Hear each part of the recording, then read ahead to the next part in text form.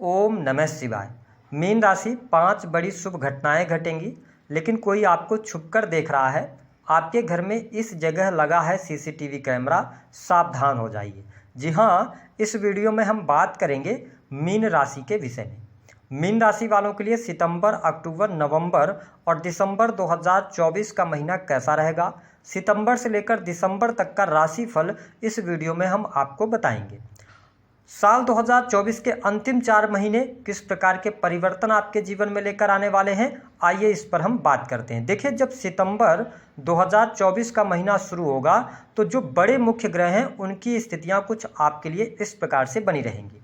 आपके प्रथम भाव में राहु का गोचर हो रहा है। पूरे वर्ष भर राहु आपके लगन में यानी कि अंतिम 4 महीने में गोचर करेंगे। ठीक सामने केतु देव विराजमान रहेंगे 7th हाउस के अंदर। आपके जो राशि के स्वामी बनते हैं देवगुरु बृहस्पति, आपकी राशि से साहस, पराक्रम, छोटे भाई बहन, 3rd हाउस के अंदर इनका गोचर हो रहा है। 9 अक्टूबर से ये वक्री हो जाएंगे और पूरे साल फिर वक्री अवस्था में गोचर करेंगे। अब वही अगर हम बात करें न्याय और कर्म के कारक शनिदेव की, तो आपकी राशि से 12वें भाव में इनका गोचर हो रहा है। वर्तमान समय में ये वक्री हैं और 14 नवंबर 2024 को ये मार्गी हो जाएंगे। आप शनि की 7.5 के प्राथमिक चरण में भी चल रहे हैं। यदि हम बात करें मंगल की, तो 20 अक्टूबर तक मंगल आपके 4th भाव में रहेंगे। उसके बाद ये 5th भाव में इनका गोचर होगा। वही यदि हम बात करें सूर्यदेव की, तो सूर्यदेव 15 सितंबर तक आपके 6th हाउस में रहेंगे। उसके बाद ये 7th हाउस में जाएंगे। फिर 16 अक्टूबर को इनका राशि परिवर्तन होगा, ये फिर 8th भाव में चले जाएंगे। उसके बाद ये 9th हाउस में जाएंगे।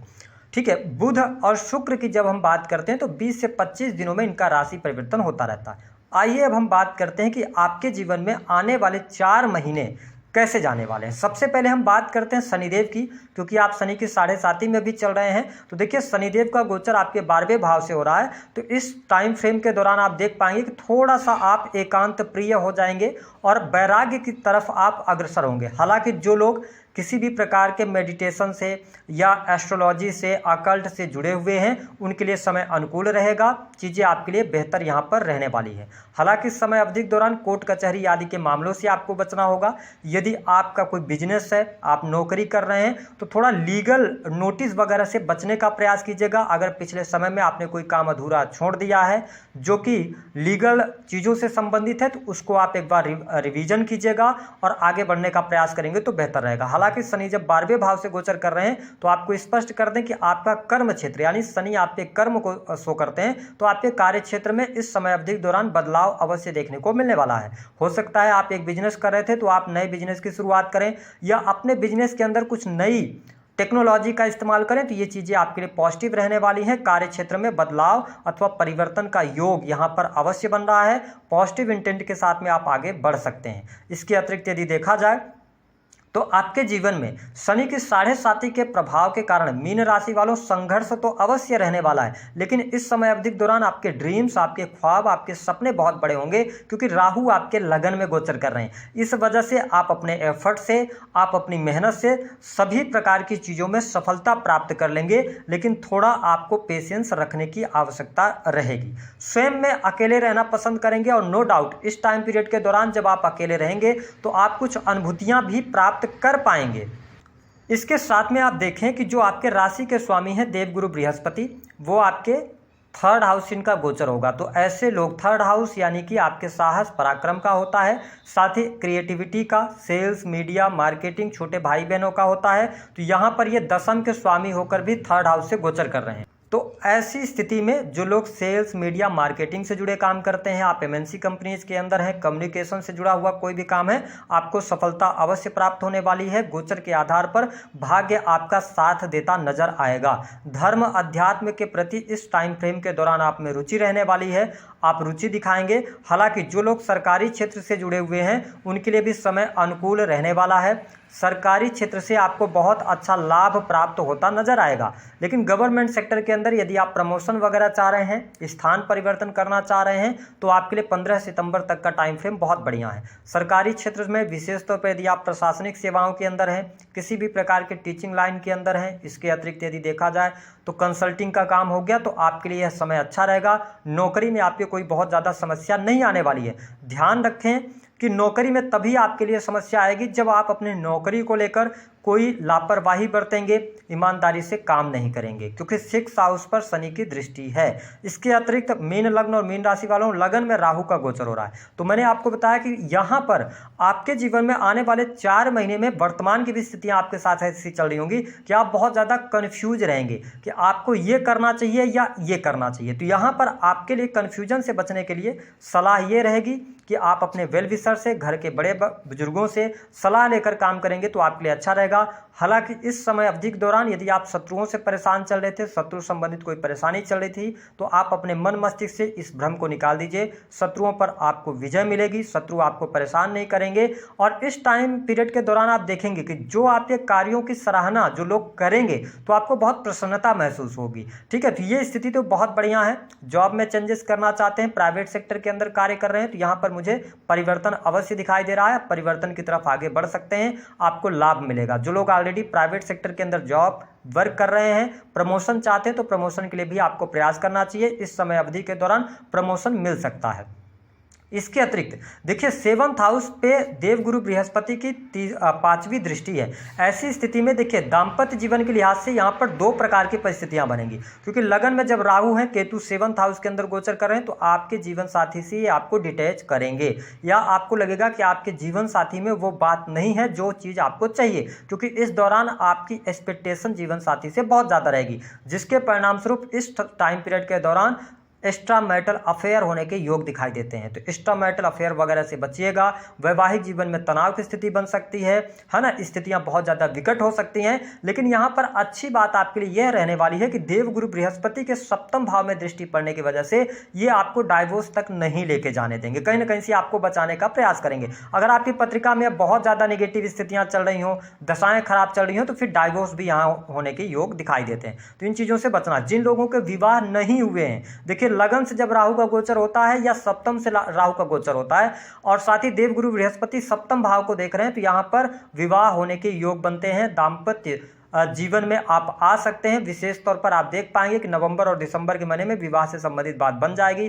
जो लोग शादी के योग्य हैं उनके लिए विवाह का अवसर प्राप्त होगा। वही बिजनेस व्यापार की यदि हम बात करते हैं तो बिजनेस व्यापार में आपको सफलता मिलेगी, काम कारोबार आपका अच्छा रहेगा। लेकिन एक बात जरूर ध्यान रखें, मीन लग्न या मीन राशि के आप हैं, अगर आप इंडिविजुअल कोई बिजनेस कर रहे हैं, ठीक है, पार्टनरशिप में बिजनेस कर रहे हैं, तो ठीक है, आपके लिए बढ़िया लाभ मिलेगा, है ना, काम कारोबार में वृद्धि भी मिलेगी। लेकिन अगर आप इंडिविजुअल बिजनेस कर रहे हैं, आपका स्वयं का बिजनेस है और आप अपने आप को फंसा हुआ महसूस कर रहे हैं, तो देखिए गोचर के आधार पर समय यह आपके लिए कह रहा है कि आपका जो बिजनेस है उस पर आप ज़्यादा समय मत दीजिए। आप बिजनेस को अपने किसी को हैंड ओवर कीजिए, जहां पे आप हफ्ते में 1-2 बार जाइए, उस बिजनेस को देखिए, समझिए चीज़ों को। बाकी आप उससे दूर रहेंगे तो आपको बहुत अच्छा बेनिफिट यहां पर नजर आएगा, आपको लाभ भी प्राप्त होगा। साथ ही बिजनेस व्यापार के लिहाज से समय अच्छा रहेगा। इसके अतिरिक्त देखिए जो लोग विदेश जाना चाह रहे हैं, विदेशी भूमि से जुड़े हुए हैं, उनके लिए लाभकारी समय रहेगा। ठीक है, साथ ही विदेश जाने के योग बनेंगे। यदि आप ऑलरेडी विदेश में रह रहे हैं तो आपके लिए अनुकूल समय है। नई नौकरी की संभावनाएं दिखाई देती हैं, काम कारोबार आपका अच्छा चलेगा। ठीक है, साथ ही जो लोग इंडिया में रहकर विदेश से जुड़े हुए हैं, क्रिएटिव फील्ड से जुड़े हुए हैं, ऑनलाइन इंटरनेट के माध्यम से जुड़े हुए हैं, तो आपके लिए लाभकारी समय है। आपके मेहनत का पूर्ण रूप से फल प्राप्त होगा। लेकिन आपके मन में एक संशय चलेगा कि जितनी आप मेहनत कर रहे हो उतना फल नहीं मिल रहा है, क्योंकि उसका प्रभाव शनि की 7.5 के प्रभाव के कारण ऐसा हो रहा है। तो आप अभी जो मेहनत कर रहे हैं उसका प्रतिफल भी आपको आने वाले टाइम पे अच्छा प्राप्त होगा। वही यदि हम बात करें संतान की स्थितियों के लिहाज से, तो ये 4 महीने संतान के लिहाज से विशेष तौर पर 20 अक्टूबर तक का समय अच्छा रहेगा। संतान की तरक्की होगी, संतान को लेकर कोई समस्या नहीं आने वाली है। लेकिन 20 अक्टूबर के बाद से लेकर लास्ट दिसंबर तक आपको थोड़ा सा संतान की हेल्थ का, उनके अंदर आप एग्रेशन देखेंगे, भटकाव की स्थितियां देखेंगे, तो उनका थोड़ा सा ध्यान रखने की आवश्यकता रहेगी। इसके अतिरिक्त यदि हम बात करें तो देखिए आपके सुख साधनों के लिहाज से यह समय बहुत अच्छा रहेगा। आपके 4th भाव से मंगल का गोचर हो रहा है, तो भूमि भवन वाहन से संबंधित कार्य होंगे। आपके घर में कोई शुभ अथवा मांगलिक कार्यक्रम, धार्मिक आयोजन अक्टूबर के महीने में होने के योग दिखाई देते हैं। तो ये प्लस स्थितियां रहेंगी। हालांकि थोड़ा सा अगर आप संयुक्त परिवार में रह रहे हैं, मीन लग्न या मीन राशि के हैं, तो 20 अक्टूबर तक परिवार में थोड़ा कलह का वातावरण या वाद विवाद की स्थितियां बनेंगी। इनसे आपको बचाव करने की आवश्यकता रहेगी। धन की अगर हम बात करते हैं तो धन लाभ आपके लिए आता रहेगा। निस्संदेह आप शनि की ढैया में, भले शनि की 7.5 में चल रहे हो, लेकिन धन आपके पास आएगा। अब हम बात कर लेते हैं सीसीटीवी कैमरा कहां पर लगा हुआ है। देखिए शनि आपके 12th हाउस से गोचर करते हुए वक्र दृष्टि आपके 2nd हाउस पर डाल रहे हैं। इसका मतलब यह है कि आपके सेकंड हाउस पर शनि का सीसीटीवी कैमरा चल रहा है। आप सेकंड हाउस से रिलेटेड जो भी कर्म अभी आप कर रहे हैं उस कर्म का प्रतिफल आने वाले टाइम पर आपको देखने को मिलेगा। तो आप सेकंड हाउस, अपने खान पान को आपको नियंत्रित करना है। यदि आप गलत दिनचर्या में, गलत खान पान में जाएंगे तो इसका खामियाजा आने वाले समय पर आपको भुगतना पड़ेगा, आपका स्वास्थ्य खराब हो सकता है, तो इस पर आपको ध्यान देना है। दूसरी स्थिति यह है कि आपको अपने वाणी को बहुत ज़्यादा संयमित करके इस्तेमाल करना है, क्योंकि वाणी भाव पर नीच की दृष्टि पड़ने की वजह से, वाणी की वजह से आपके काम अभी भी खराब हो सकते हैं, या इस दौरान बोली गई वाणी को आगे चल के उसका प्रतिफल यानी कि बुरा या अच्छा आपको देखने को मिलेगा। तो अपने वाणी को आप नियंत्रित रखिएगा। विशेष तौर पर यदि आप पब्लिक सेक्टर से जुड़े हुए हैं, जहां पर आपकी वाणी को बहुत ज़्यादा महत्व दिया जाता है, या आप प्रवक्ता हैं, तो बहुत सोच विचार कर इस समय अवधि के दौरान आपको कदम बढ़ाना है। साथ ही आपका जो संचित धन है, देखिए आपके पास में एक दिक्कत आएगी, पैसा आपका जुटेगा नहीं इस टाइम पीरियड के दौरान। तो आप फिक्स डिपॉजिट की तरफ जाइए, आप अपने पैसे को निवेश कर दीजिए, तो आप पैसे बचाने में सफल होंगे। शनि की जब वक्र दृष्टि है तो ये आपको शो कर रहे हैं कि आपको सेकंड हाउस से रिलेटेड चीज़ों को लेकर लापरवाही नहीं बरतनी है। आप शेयर मार्केट वगैरह में किसी के कहने पर पैसा नहीं लगाइएगा, ओटीपी वगैरह किसी को देना नहीं है, बिलीव नहीं करना है पैसे रुपए के मामले को लेकर। परिवार के लोगों की जिम्मेदारियां भी आपको देखनी पड़ेंगी। अब अगर हम बात करते हैं तो शनि की जो 7वीं दृष्टि है, जो अगला घर है जहां पर सीसीटीवी कैमरा लगा है, वो है आपका 6 हाउस। तो इस टाइम पीरियड के दौरान शत्रुओं पर बहुत ज्यादा आपको निगरानी रखनी है। हालांकि ये परेशान नहीं कर पाएंगे, नष्ट हो जाएंगे, लेकिन फिर भी आपको ऐसी कोई भी सीक्रेट अपनी चीजें नहीं बतानी है कि आपका दोस्त ही आपका दुश्मन बन जाए। दूसरी स्थिति कि इस दौरान यदि आप लोन ले रहे हैं, कर्ज ले रहे हैं, तो बहुत सोच विचार करने के बाद आपको लोन और कर्ज की तरफ बढ़ना चाहिए, क्योंकि इस दौरान आप जल्दबाजी में, हड़बड़ाहट में यदि कोई काम करते हैं तो लॉन्ग टर्म में उसका जो खामियाजा है वो आपको भुगतना पड़ेगा। साथ ही अगर देखा जाए तो सेवा का भाव होता है, तो 6 हाउस से रिलेटेड चीजें अगर आपको सेवा करने का मौका मिलता है तो आप सेवा लोगों की, बुजुर्गों की करते रहिए। आप शनि की 7.5 में चल रहे हैं। इसके अतिरिक्त अगला जो इनकी 10वीं दृष्टि जो है वह आपके 9th हाउस पर पड़ रही है। मतलब शनिदेव आपके 9th हाउस को देख रहे हैं, तो जो मीन लग्न अथवा मीन राशि के जातक रिसर्च से, हायर एजुकेशन से जुड़े उनके लिए बेहतर है। और यदि आप धार्मिक क्रियाकलापों से जुड़े रहते हैं, क्योंकि आपके 9th हाउस को भी देख रहे हैं, तो अगर इस दौरान आप धर्म कर्म के कार्य कितना कर रहे हैं इसका हिसाब किताब आपको देखने को मिलेगा। ठीक है, अगर आप धार्मिक क्रियाकलापों से जुड़े हैं तो आपको लाभ मिलेगा। बड़े बुजुर्गों के साथ में, पिता के साथ में आपके संबंध कैसे हैं, अगर आपका बिहेवियर अभी अच्छा नहीं है, तो जैसे ही ये लगन में आएंगे 29 मार्च 2025 को, तो इसका प्रतिफल आपको देखने को मिलने लग जाएगा। इस बात को आप नोट करके चलिएगा। 5 बड़ी शुभ घटनाओं के बारे में बात कर लेते हैं। पहला, आपके लिए विवाह का योग बनेगा। बिजनेस से दूसरा आपको बहुत अच्छा लाभ होगा, बिजनेस में आपको सफलता मिलेगी, नई बिजनेस की शुरुआत होगी, पार्टनरशिप आपकी चलेगी। ठीक है। तीसरी स्थिति अगर हम बात करें तो आपके लिए विदेश जाने का योग, विदेश से धन लाभ होना, हायर एजुकेशन प्राप्त करना, या किसी भी प्रकार के धार्मिक क्रियाकलापों में जुड़ना, संलग्न होने का अवसर मिलेगा।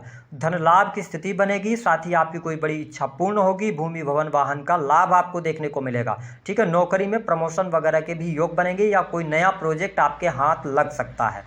अगर स्थिति प्रेम संबंधों में उतार चढ़ाव की स्थिति रहेगी, प्रेम विवाह करने के भी योग अगर आपकी पत्रिका में चल रहे होंगे तो आपके लिए बन जाएंगे। उपाय क्या करना है? देवगुरु बृहस्पति के मंत्रों का जप कीजिए। एक आप पीले रंग का धागा, जो कि फैशन आजकल है, तो आप पीले रंग का धागा अपने हाथ में कलाई में बांध लें। गुरुजनों का सम्मान करें।